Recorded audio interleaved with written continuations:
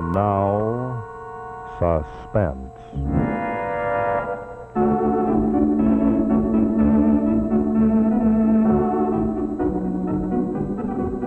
Your host is Autolite, and this is Rex Marshall speaking for the Autolite family.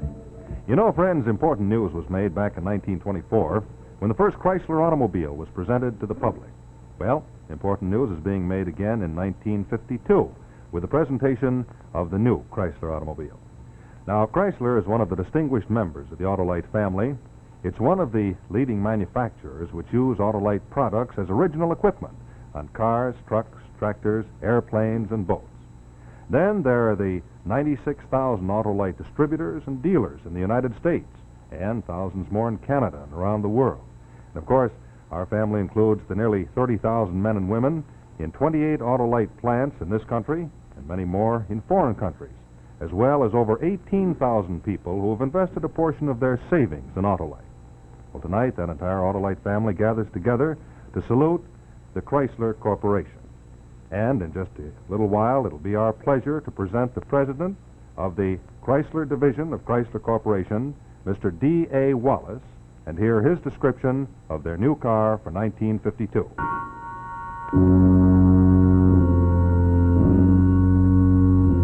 And now, Autolite presents Suspense.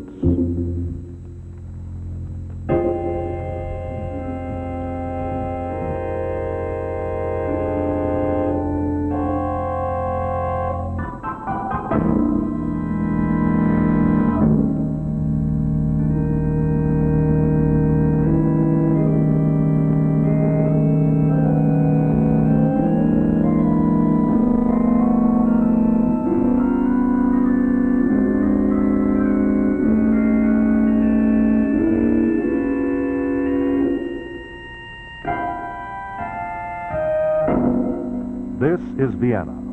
In 1913, with Europe on the verge of war, Vienna was seething with espionage and counter-espionage. The headquarters of the Austro-Hungarian Secret Service was located in the Steubenring. In an obscure part of this building were the offices of the Kundschaft Stella.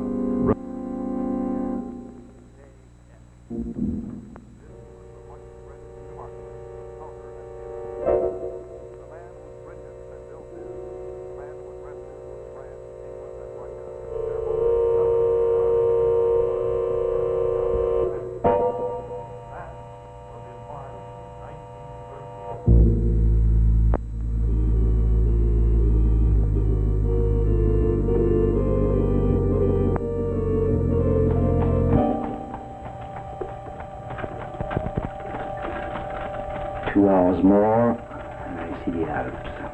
Trinker, Karl. Trinker gone, Karl dead. And only 2 months ago we were having dinner. It was our farewell dinner to Karl, and we were very sad.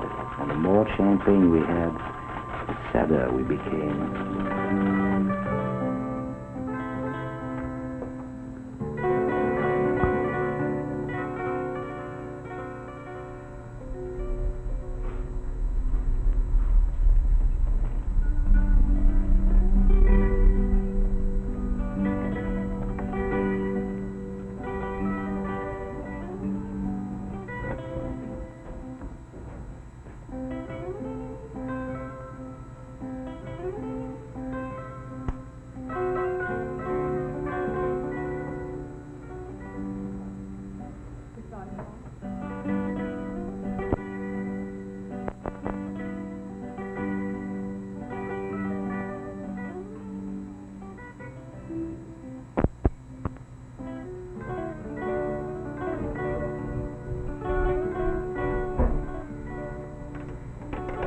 You were delighted to send Karl away from Vienna.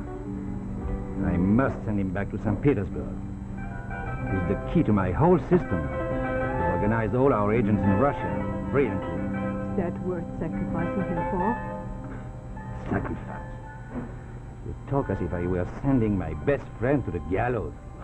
Well, somehow that's what I feel. He has to go. He knows how important he is. Well, Half our information about France and England comes through Carl's work in St. Petersburg. Now, stop your pouting and let's go.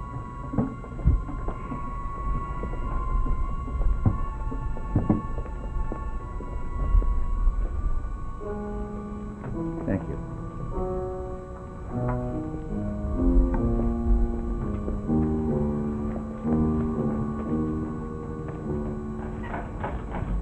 Violet, Violet, sir. Violet, Violet, Violet, Violet, sir. Violet for an Joseph. sir. Joseph. Violet, Violet. Would you mind dropping me off to the ministry on your way home, darling? But of course. Thank you. Violet, sir. Violet, pretty Violet. Thank you, sir. Violet, Violet, Violet.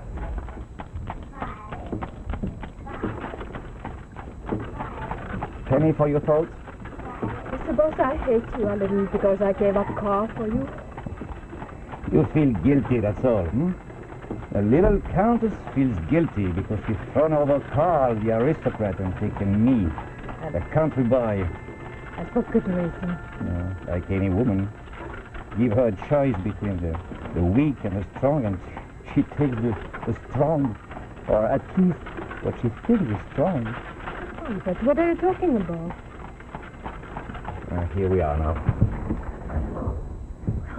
Finish. Telephone me when you finish. Because I worry about you. You and all your secrets.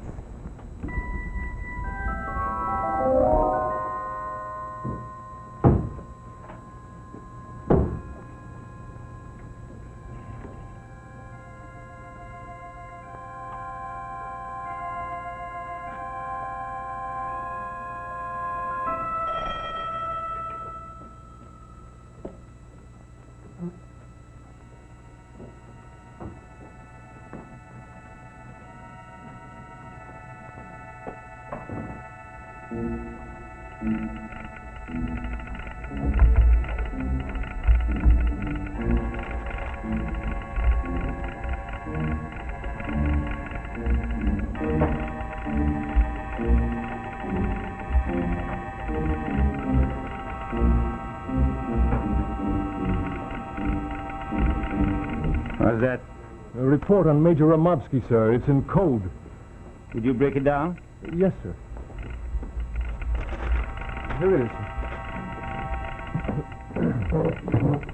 Romovsky, Russian attaché, working in Vienna. Dangerous. Digs out private scandals to wreck public lives. Responsible for suicide of French ambassador in Constantinople last year. Have we been watching him? Yes, sir. What's he up to? I'm afraid there isn't very much about the Major today, sir. Didn't he go out? Stay all day at the Russian embassy? No, sir. He had breakfast absolutely alone at Stryker's Pavilion. Then he went across the square between the fountains. And then... What? Then, sir, he was lost. Lost! The truth is, sir, the Major's a very remarkable man.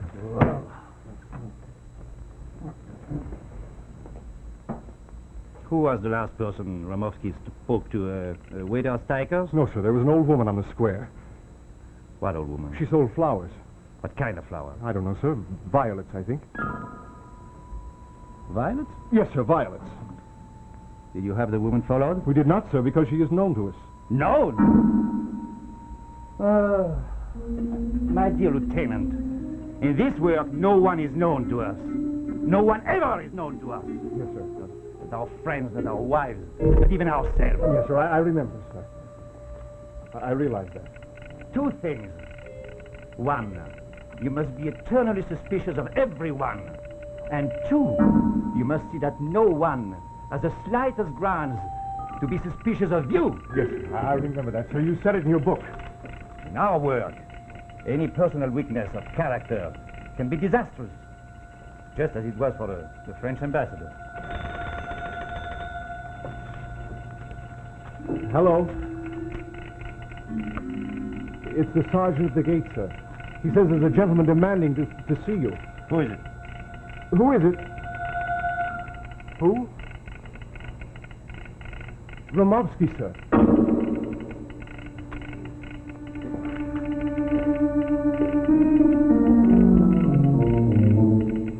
Hello. Good morning, Colonel. Well, I really can't tell you what it's about. I can't. Except you might say it's a matter which could best be discussed over cigars. Over what? Cigars. Expensive cigars. Such as you bought tonight at dinner. Major, I have not the slightest idea what you are calling about. Why don't you try again tomorrow? Perhaps at a more sober moment. Goodbye.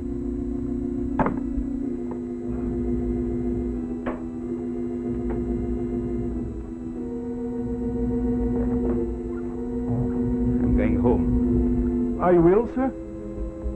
Was I ever ill? No, sir. Good night, sir.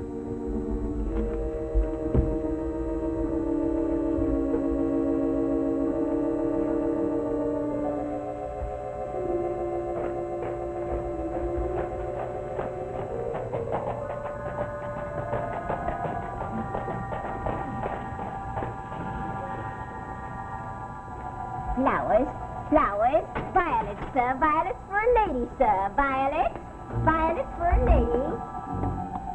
Violets.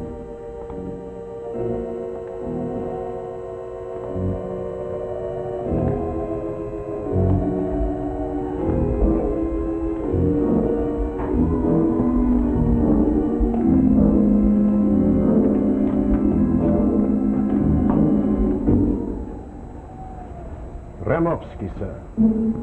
Would you mind if I walked a bit with you? I'm an utter stranger in Vienna, and on such a foggy night. All right. Cigar, Colonel? Or perhaps you prefer your own. But you do smoke, don't you? I'm sure anyone who has worked such hours, and for so many years, and under such life and death pressures as you have, well, surely he must be permitted some minor indulgences. Even though they might be habit-forming. Like certain cigars. I mean, for instance, I've heard of cigars that have opium put in them. Must be a dreadful habit. Especially for a very important man. Could ruin his career if word got around. What do you want? To find out something from you. What? Your espionage in Russia is much too effective. I want the name of your chief agent there. Never! It should. Give me that name or I'll wreck your life. Go ahead. I will never give you that name. Well, if you won't give us that, then how about a bit of military information now and then? What information? We can work that out later. Just now, all I want is to be sure there is between us the basis for a reasonable rapprochement.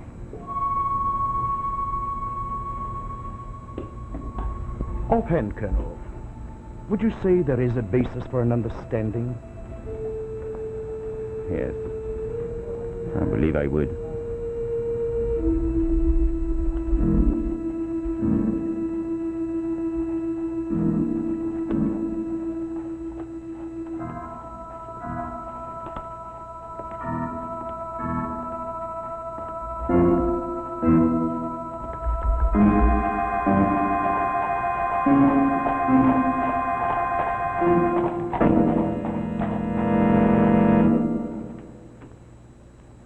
We'll continue with our suspense story, Betrayal in Vienna, shortly. Right now, it's our privilege to salute a distinguished member of the Autolite family, the Chrysler Division of Chrysler Corporation. And here is the president of the Chrysler Division, Mr. D.A. Wallace. Thank you and good evening, everyone. It's a pleasure to appear on this program since Autolite has long provided some of the important parts for Chrysler automobiles. We are proud that Chrysler has received the Motor Trend Engineering Achievement Award for 1951. It has always pleased and gratified us to see our advances adopted in the entire automobile industry. We find it most exciting that our present Chrysler car has made 3 basic advances that will once again raise the standards of the industry. First of all, we are proud to have introduced the Chrysler Firepower engine, now established as the finest automobile engine produced today, and many parts by Autolite, such as spark plugs and batteries, contribute to its great performance. This is the 180 horsepower V8 engine with the hemispherical combustion head, a design which engineers have long recognized as ideal. And we are proud to have introduced Chrysler Hydroguide, the first power steering mechanism ever offered in a passenger car. With Hydroguide doing 4/5 of the work of steering for you, it becomes easy to steer and park even the largest Chrysler without being aware of any exertion whatever. We think of it as a great safety feature, since it gives the driver complete, instant control of his car at all times. We are proud of another great Chrysler safety feature, too: power brakes. With these power-assisted brakes, the driver is able to stop the car smoothly with as little as 1/3 of the foot pressure formerly required. We believe these advances explain why Motor Trend, in presenting Chrysler with the Engineering Achievement Award, states it is a major step ahead in American automotive history. It's hard to believe that a car can be so different to drive until you try it. That is why we would like to extend to you an invitation to drive the new Chrysler. Like any proud parent, we like to show off our amazing child. Thank you, and our thanks to Autolite for this opportunity to tell you about the Chrysler. Thank you, Mr. Wallace. The Autolite family wants to express its appreciation to you and to Chrysler for the many years of our association with Chrysler and Chrysler dealers everywhere.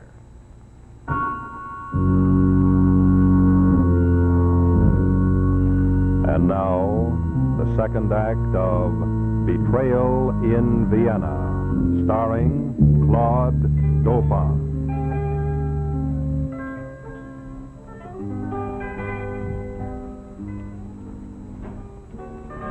Here's to Carl, who sat with us here 3 months ago.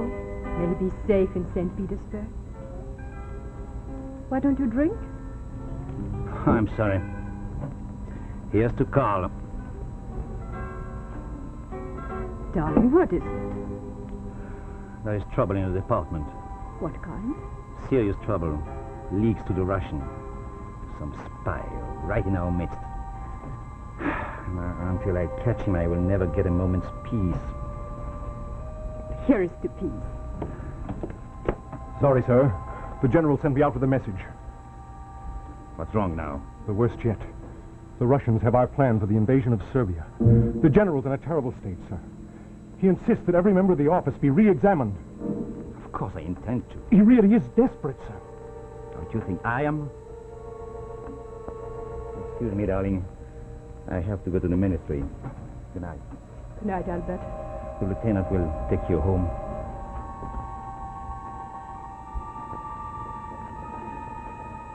Violet. Violet, sir. Violet, sir. Violet. Violet. No. Violet. Violet, sir. Colonel, Violet. Violet for a lady, Colonel. Tonight at 9:15, drive through the alley behind the Opera House. Violet. Violet. Oh, Violet. Pretty Violet. Would you mind very much if we left now? I think I should get back, too. Of course not. Not at all. Oh, the general must have left a cigar. Here, you better take this. No, you have it. Well, thank you.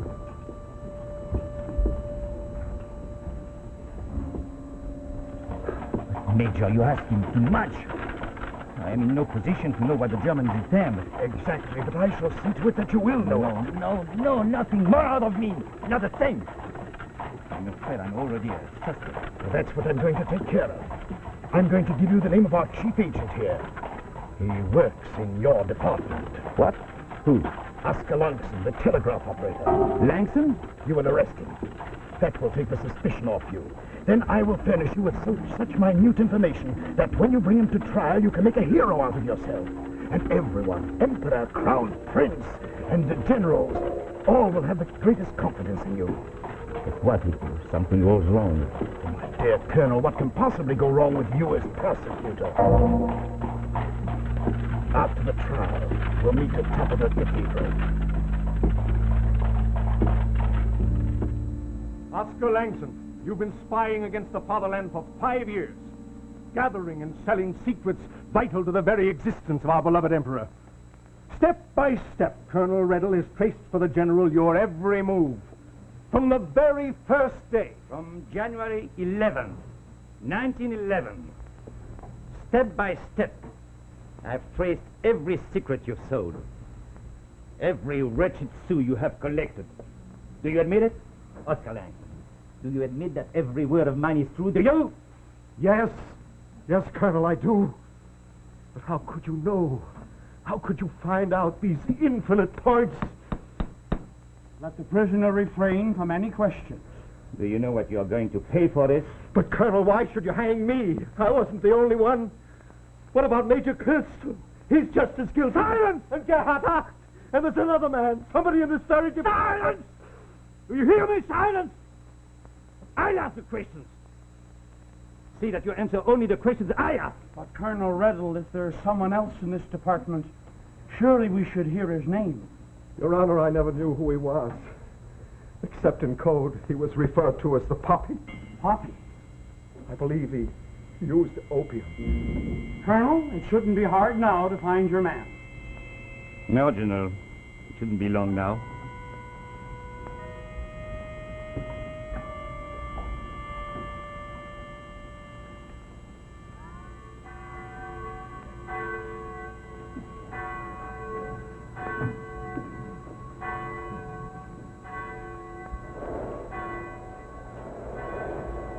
You fool! We gave you Lanson, not Major Kinstrenata. But I couldn't control him. I didn't know he was going to tell everything. You've done Russia irreparable damage. You've exposed our entire network. You've made a great hero out of yourself, but you've ruined me. And now you're going to pay for it. But Major Colonel, I want the name of your chief agent in St. Petersburg. No. Colonel, last time I asked, only your reputation was at stake. This time it's your life. You'll be shot. Do you want to die in disgrace? Lose everything? The palace, and the gardens, and the countess? What's his name?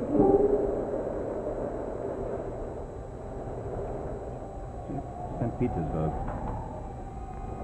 There is an art dealer across from the opera.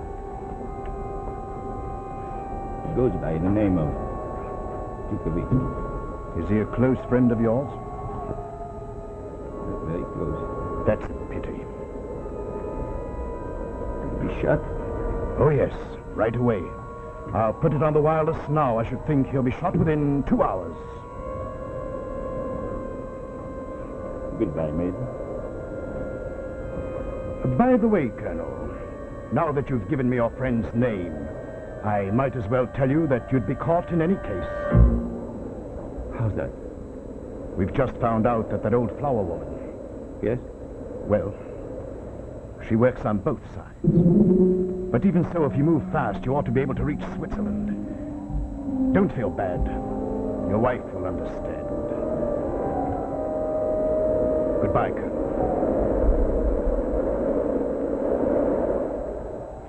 But Trinka, the Russians may not shoot him. Even if they do so, why his death should come between us? It's a war. We're in a war. Sit down. Have your coffee. Look, we could go to Italy. I've been sending money there. I have a great deal put away. We could leave right now, just as we are. Huh? By train? With every station full of your agents? No, we'll take Joseph. He can drive us all night. And then tomorrow the train for Switzerland. It would work. Don't you think it would work? Yes, it would work. But I'm not going. Why? Because of Carl? Because of all of us.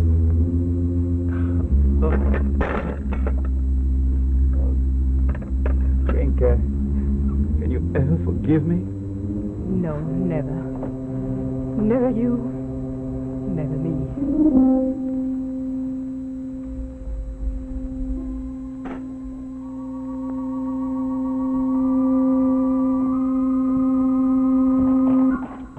I don't know why I flee.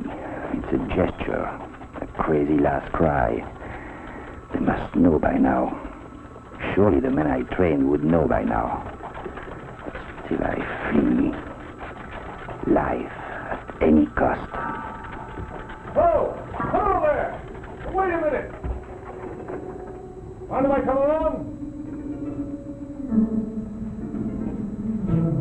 Good evening, Colonel. Mind if I ride a bit with you?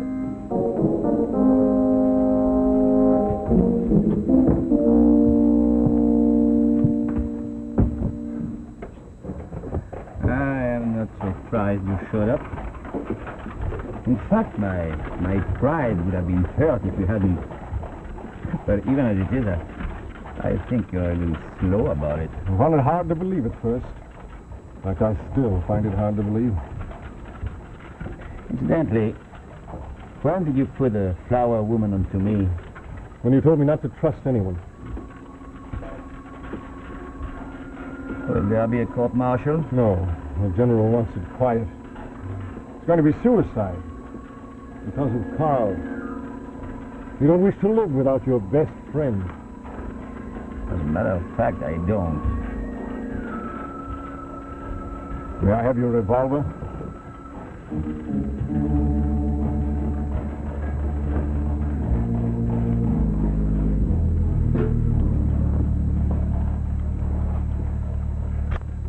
Don't worry lest the cabbie be upset. He won't be. He's one of your agents, too.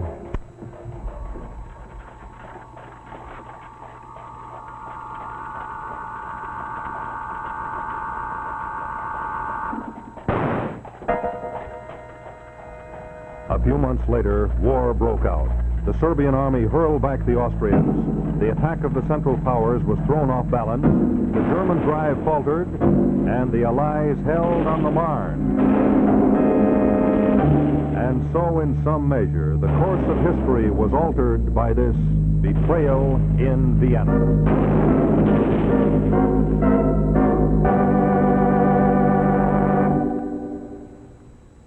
And so we come to the end of another story of suspense, Betrayal in Vienna, brought to you by Autolite.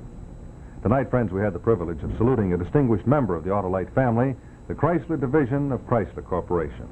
It was our particular pleasure to have had as our special guest Mr. D.A. Wallace, president of the Chrysler Division, and to hear his description of the new Chrysler for 1952. And now, this is Rex Marshall speaking for the Autolite family, inviting you and your family to join us again next week at the same time when Autolite brings you another story of suspense.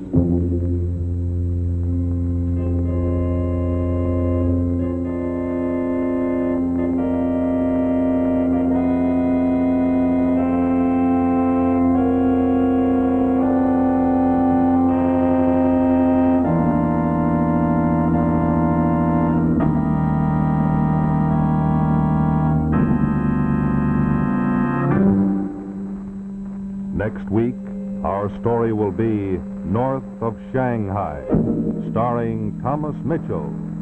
A story well calculated to keep you in suspense. Be sure to listen to Suspense each Monday night on your CBS radio station.